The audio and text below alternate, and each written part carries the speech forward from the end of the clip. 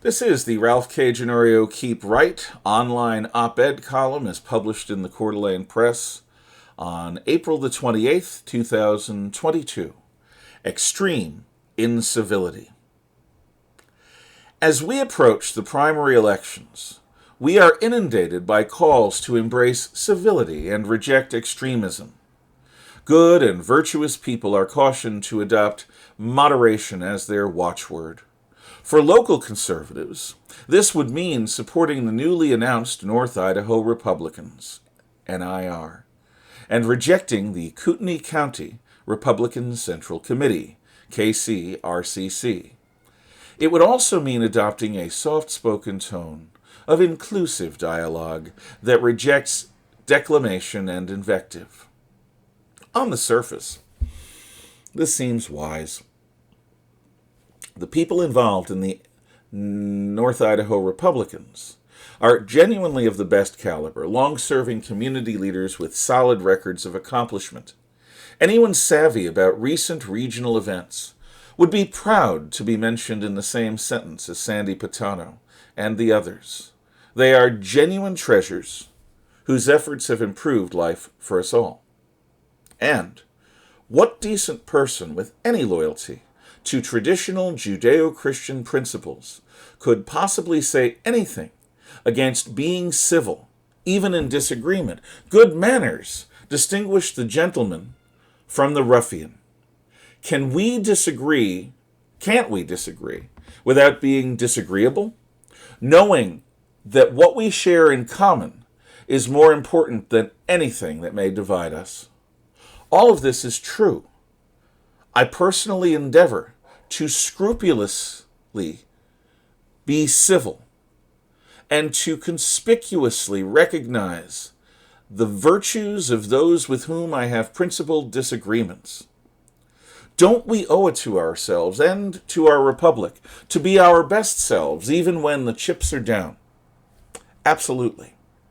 And yet, though I am not an uncritical admirer of the late Senator and 1964 Republican presidential nominee Barry Goldwater, he did speak one bit of true wisdom with a seer quality.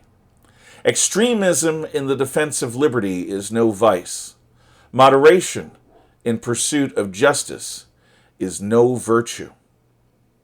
Our well-respected local Republican advocates of civility seem to be fixated upon a crusade to purge their own side of anyone who behaves too boisterously, who is too rough around the edges. Is this censoriousness patriotism or merely vanity? We are all beset by a deepening crisis. The Biden administration's weakness abroad has brought us closer to nuclear war than we have been since October of 1962. Inflation is destroying the already beset American middle class. Our environmentally conscious economic elites seem obsessed with trimming back what they perceive to be the vulgar excesses of the American standard of living. Our southern border is being overrun by invaders. Our cultural leaders are in open rebellion against both tradition and objective reality. Anyone who utters even a word of caution against this woke revelation is personally denounced as being an irredeemably bad person. Only a racist, sexist, homophobic, cis-normative, and patriarchal white supremacist could possibly object to their utopian ideal of universal liberation. Even our First Amendment-protected media mourns the return of free speech to Twitter, as if the erosion of internet censorship places our very democracy itself at risk. No. My well-meaning and respected friends and neighbors, at this moment your wisdom is folly.